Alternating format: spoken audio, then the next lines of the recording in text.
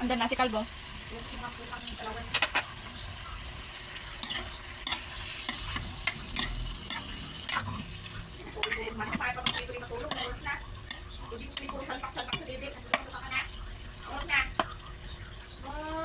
Ayan, so palutuin muna natin ng takpan na natin ng 5 minutes.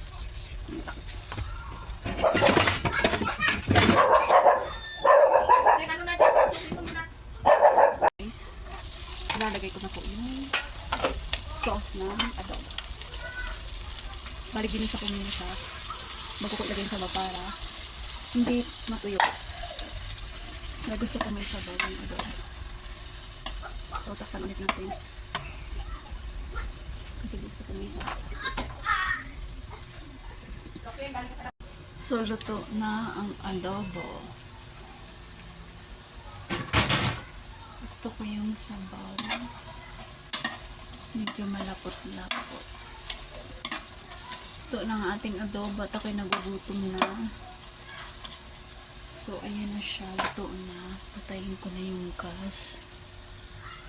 Ayan na siya. Luto na.